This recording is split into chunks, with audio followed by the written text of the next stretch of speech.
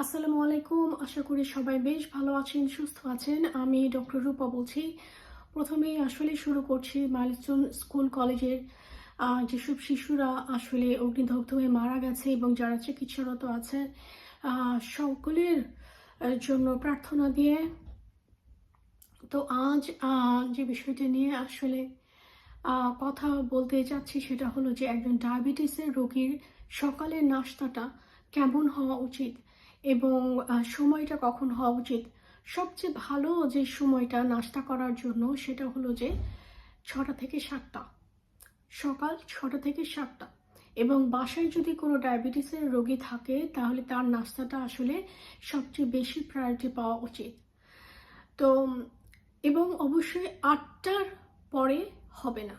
হ্যাঁ, তো যেটা করতে হবে নাস্তার সময় সেটা হলো যে সকালবেলা আমরা অনেকে রুটি খেয়ে থাকি। তো রুটিটা আসলে প্রচণ্ড কার্বোহাইড্রেট থাকে এবং এই কার্বোহাইড্রেটের কারণে আমি বলবো ব্লাড সুগার অনেক বেড়ে যায়, যার কারণে আমাদেরকে রুটি খেতে হলে খেতে হবে হচ্ছে লাল আটার রুটি, যেটা আমরা বলি সেটা।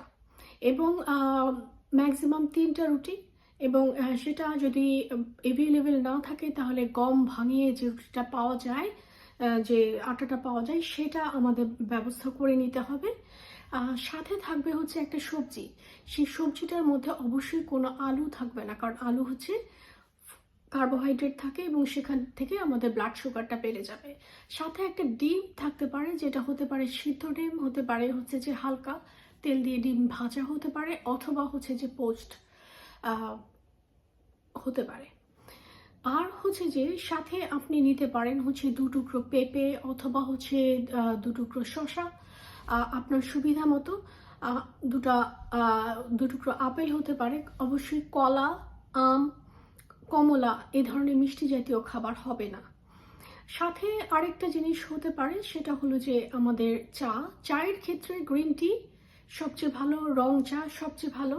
যদি আপনারা কেউ রং চা, গ্রিন টি এগুলো খেতে না পারেন তাহলে সেই ক্ষেত্রে অনেকে দুধ চা পছন্দ করেন, তাহলে সেই ক্ষেত্রে যেটা করতে হবে সেটা হলো যে আমি বলবো যে চিনি, যেটা ব্রাউন সুগার পাওয়া যায় বা লাল চিনি আমরা বলি, বাংলাদেশে অনেক ডিপার্টমেন্টাল স্টোরে এখন পাওয়া যায়, ব্রাউন সুগারটা খাওয়া যেতে পারে, অথবা অল্প একটু গুড় দিয়ে খাওয়া যেতে পারে।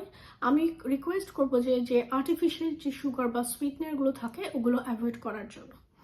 তো এই যে কথাগুলো বললাম এর কারণ হচ্ছে যে যে এই যে খাবার, সকালের ব্রেকফাস্টের যে আমি মেনুটা বললাম, সেই খাবারগুলোতে আপনার ব্লাড সুগারটা আসলে সহজে বাড়বে না।